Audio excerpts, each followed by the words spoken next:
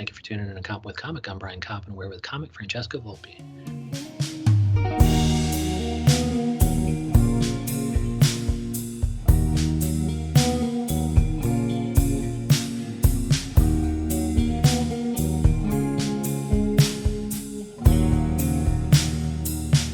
Francesca Volpe, how the hell are you? I'm great. How are you? I'm doing good. Thank you so much for coming on. And it's I think that during the quarantine, you've been doing online comedy, and across all social platforms, you are Stone Cold Volpe. Yes, that is correct. Because her comedy is stone cold. And my last name means fox in Italian, actually. So like she is a stone cold fox, and she writes for Bust magazine, which is big time. A flex. So like, tell me about your writing for Bust. Yeah, so I write for Bust. I contribute.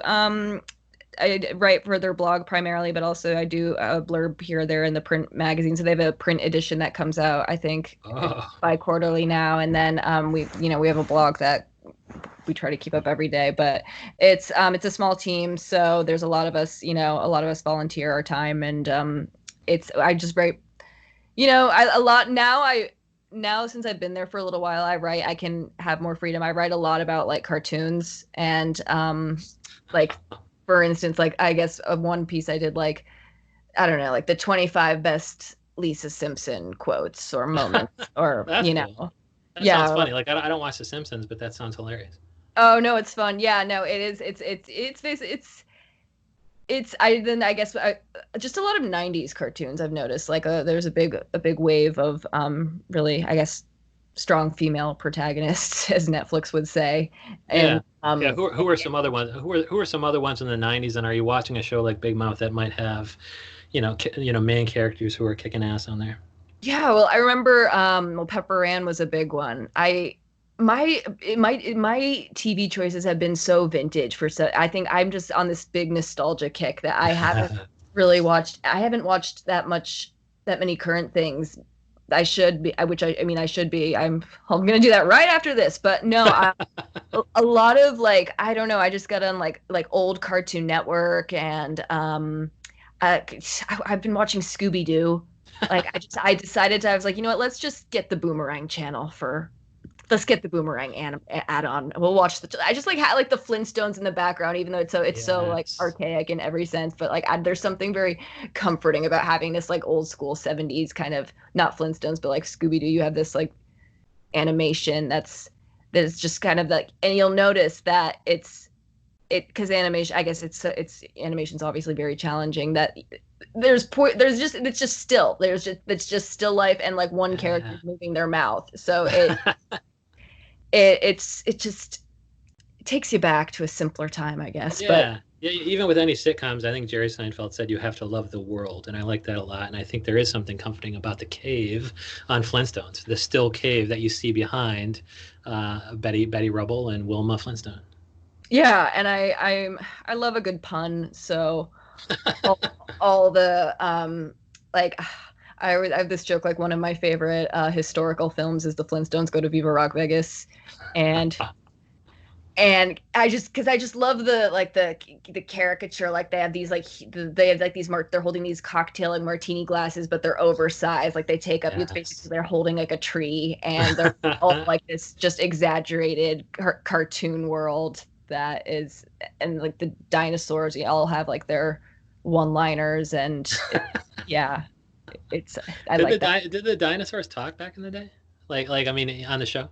On the show, of course they did. Of course they did in real life. Yeah. I could totally bullshit a scientific answer, but sorry, can I swear on this? Oh, please do. Oh, sure. I think the dinosaurs talked, or whatever like household appliance that actually was. I guess it's kind of dark when you think about it, because they were all living objects that were servants. But anyway, yeah, it's like Pee-wee's Playhouse too. He had Sherry and stuff like that, and I think SNL did a sketch where the guy was accused of fucking everything in the Playhouse. Oh my god! And it was Michael Keaton, so that was great. I remember that because we didn't have like cable or anything growing up, so we had one VHS, like we had a VHS system, device, tape thing. So we had, one of them was Pee-wee's Playhouse. That was like in 2 episodes of Pee-wee's Playhouse. And it was not the fucking episode. Is that a real episode? No, the one where Michael Keaton was fucking all the animals who were chairs and stuff, that was on SNL. Oh, okay. But I think it was a spoof of Pee-wee's Playhouse. Like, oh, if there is a talking chair, a talking sofa, what would happen if the guy who lived there was fucking everything in the apartment? Like, they would kind of start giving clues. Like, when the cherry was talking next, it would kind of intimate that Michael Keaton had been intimate with the chair. Oh my god. Oh my god. That's who says SNL isn't funny? But yeah, I like the comfort food that you seem to be, I don't know, eating, meaning, figuratively eating in the form of, old TV during the quarantine. And that leads us to some of our topics, which has a big comfort vibe to it, which is trying to be productive during a quarantine, bullet journaling, wanting to rearrange your apartment and things like plants and getting into deep Etsy holes. Like, these are some of the topics that you propose that I love. But also one of them is being afraid of emails and emailing. And as somebody who's emailed you and been emailed by you, I need to know about your fear of emails. Absolutely. How deep does it go? Well, I think it's just, normal. It's just projection. It's just, I don't know. Sometimes if I get a nice email or if I get like a nice text or something, I'll do this thing where I'll like feel good and I'll like want to hold on to feeling good. So I won't respond because I just want to I just want to hold on to this like moment somehow. Yeah.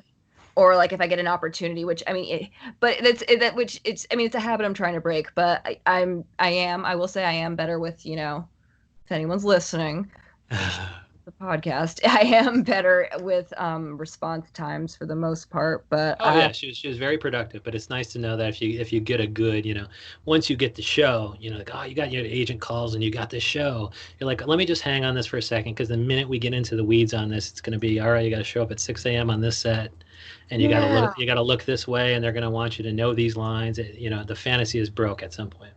Well, that's that. I mean, that part can be exciting also, but even if it's just like something as simple as a friend, like I had a really nice time at getting the other day. I'll be like, instead of like being like, oh yeah, me too, of course, I'll just be like, yeah, because immediately that person is souring. Like, it's like, she didn't get me back. She didn't get back to me. Well, she obviously hates me. The good vibes I sent in my brain. Yeah, you take the good vibes and you turn them to bad because you're not responding or whatever. But it's all relative. If you respond eventually, like, people start like getting that Francesca Volpe is just kind of a late responder. Yeah, I guess apparently it's an Aquarius trait, which I am an Aquarius, which I won't blame. She's blaming the constellations for being late. It's just the planetary alignment when I was born. It's can't help it. Okay, no. I love that. I think this is also with a common problem people have with emailing is the number of exclamation points to use. Because I tend to I like to keep it short and sweet, but I also want to, I don't want to be curt and show my appreciation, but I don't want to err on the side of, hey, kind of a mania, but yeah. But yeah, it's I think then I overthink words and where this goes, and maybe it's just because writing. It's just writing. It's just you want to make everything good, and sometimes an email is just an email. Yeah, but I mean that gets us into things like bullet journaling. Like, how does that differ from normal journaling? Are you buying those deluxe journals that already have the bullet points built in? Well, I buy these. I do like Moleskine, and I think there's this other one like Leuchter, and they're really nice, and they're like a really good. They're really beautiful paper products, but they are dotted, what's nice is the pages are numbered, so you can have basically what bullet journaling, how it started is I have ADD, and bullet journaling is a way to kind of manage time and keep track of a schedule, and it's adaptable. That's why it's overwhelming when you look online or on Instagram because there's so many artists and there's so many amazing ornate journals, but it can really be as simple as you basically have an index which is where the page numbers come in. So you have monthly log, daily log, weekly log, and then you can refer back to it, and there's a book, I can't remember the author's name, but I think it's called the Bullet Journal Handbook, and you can create your own, which very good branding, straightforward. But Yeah. you just create your own system for reminding yourself to do things. And does that help? And kind of how has ADD affected the hustle when it comes to stand up It definitely before pandemic? before pandemic, it definitely, the journal thing definitely helps writing. I'm definitely an analog person. I need to write things down, Yeah. with lines and with everything, and with, with my material sets and stuff. And I think, even just visualizing blocks, like the month in block form, or I'm a pretty visual person. So like, I think my biggest problem with that, and, with, my career and stuff, is knowing when things are due, like deadlines of things, keeping on top of, like if I wanted to start, I want to start submitting writers packets. So being on top of those deadlines, although, I know you have to, like, sometimes you have to have an in to know when those deadlines are, but like, just giving myself enough time to prepare for goals, I think, being able to outline goals in a way that, is helpful, and as opposed to like, oh my God, I got to scramble and get this together. If that makes any sense. Yeah, so you take an ultimate deadline and you kind of back it out into a series of mini deadlines, because otherwise your ADD will be like, there's 85,000 other things I could attend to, because that deadline is weeks away. I don't need to work on it in bite-sized pieces. Pretty much. It's like baby steps. I've learned this about myself. I have to break things down. I have to break things down into smaller tasks, and because I will get overwhelmed if I see something, like even if it's a large email, I'll just start skimming it and being like, okay, this is cool. Okay, go to sleep. No, pass out. But no, even just reminding myself to like take it in small chunks, and it's because, it's, and getting over that initial feeling of being overwhelmed. Yeah, like are we, like, back in the day when you're young, you look at your parents doing stuff like this, writing notes or whatever, and you're like, that's fucking stupid. Like, I have two things to do. I'll remember them. But like over time, we realize, like, I have OCD. You realize you have ADD. Like, there's certain things that you have to deal with that then manifests itself in very adult-like behaviors, like bullet journaling. Absolutely, yeah. And it's speaking of parents, I think we really, my mom actually, we just like started thinking, my mom told me my dad might have ADD too. And my dad's always been like a very type A individual, always, very smart, very loves to read, loves to learn. So he always did well in school. So but I guess he would do things like he would go from, which was kind of cute at the time. Like, he would basically go from desk to desk, to each student's desk, and like start talking with them. And his third grade teacher was like, "You're being disruptive."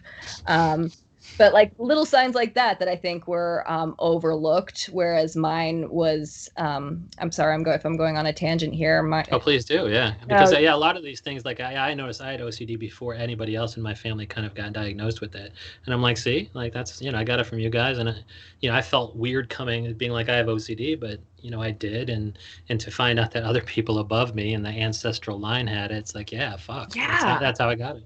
Genetics, it's totally genetic. Brain chemistry and that kind of stuff, and it's and then when you see that, you can see how it can be totally manageable. Like like, I guess with my dad, I think he had, first of all, I mean, it's impossible to compare his living circumstances with mine, because I mean, of all the technology and like that, I mean, that is like that's just so many distractions these days. And they had, back in like, the 60s, they had 4 TV channels. So they didn't have any distraction back in the day, right? The 4 TV channels is dispositive. They didn't have anything else to think about, like the Vietnam War or whatever. Well, no, well, of course they didn't. Not the draft. They had nothing. That was their pandemic, really. Why are we under our desks? No. Yeah, I forgot about that shit. Yeah, every generation has something. We got the pandemic. Well, they had tornadoes too because he's from Minnesota, so Oh, yeah. they We had those in the Midwest. We had, I don't know, oh yeah. 20 people in my town, I think, died, and one kid from school. Like, if I ever do stand up, there's one bit I have that actually turns on the fact that some good looking kid in my class had the same name as me, and he died in a tornado. And so, like, I'm trying to turn that into comedy gold, and I'm like, dude, that's awful. You should never be a stand up. Yes, it could lead to a couple laughs. It could be a small chunk or whatever, or a bit Might be anyway. something there. Oh yeah, like, but it's just so fucking stupid. It's also incredible. Like, of course, I didn't root for this kid's death at all. Like, Right. I didn't think about him till he died. But yeah, so we got the pandemic, and it sounds like you're taking the comfort food and even plants and arranging things in your apartment. Like, how long can this go on? Like, how long can Francesca Volpe find things to do before she gets nuts and just have to leave the fucking house and actually interact with people, even if it's risky? Like, oh my gosh, I started an Instagram even for like just my tchotchkes, just like rearranging like a still life of like like a Pikachu figure next to a dice and making it look like it's art. It's called 20%. It's that 21st century still life. So yeah, I don't know, I've always loved plants and gardening, and I guess I'm just desperately trying to bring the outdoors in, and I am one of those basic plant moms. So many of all the things like Etsy, plants, rearranging, just I don't know, just trying to grasp some form of control, which is not basic. I think it's human, but Yeah, you're just being human. But like, at what point will that not suffice? And you need to like be like, Dave, being a plant mom is not enough. I need to go out there and fucking interact with real people. Like, even if it means, fuck, I have to be the guy who's in a mask outside a bar, and somebody's gonna have a shameful video of us congregating outside a bar. It's like, yeah. I'm trying to do material here. Come on. No. Oh gosh, because I've been to a few bars in a mask, and but no, I miss social interaction so much. I miss going to open mics. I miss the camaraderie of an audience. I miss people not paying attention and still being on their phones. But I don't know. I feel like even I was saying the other day, I also feel like I need to keep practice again. I need to practice having a conversation again because it's been so long. Like I clearly haven't socially interacted with that many people for a couple months. It shows. So what was the question again? Well, just like, yeah, I mean, it sounds like you're going to be able to kind of get out and interact with people anyway. Have you been doing any kind of rooftop or park shows? No, that would be fun. Someone invite me. I don't know. Yeah, put me on your show. I've heard that a couple of times today, actually. I have 16 comics in one day, and more than once, you're not the first to say, oh yeah, put me on those shows. Yeah, whoever's listening, yeah, you're probably a comedy booker. Yeah, coach. Yeah, I know. I've done some virtual shows, which were fun. But I did the Matt Starr's Nerd Search show is so much fun. I don't know if you've heard of it. It's a caveat, but I did that back in June, and that was really fun, virtually. But I haven't done any outside shows, and that would be amazing to see, just be in a mask doing comedy. Yeah, I see some of your shows here. You're on back in May. You're on Sounds Great, which was Paige Smith Hogan's show, and so you're on with the best comics, and so I can't wait to kind of hear. I want to see you on the show bills. I want to see you at QED Story, which is real close to me, and so let's hope they can get on that show. It's in their little backyard there. I would love to finally meet in the flesh. Yes. Yeah. In the meantime, she's a stone cold fox, aka a stone cold Volpe, and she's that across social platforms, but also FrancescaVolpe.com. Francesca Volpe, thank you so much for coming on. Thank you so much for having me. This was so much fun.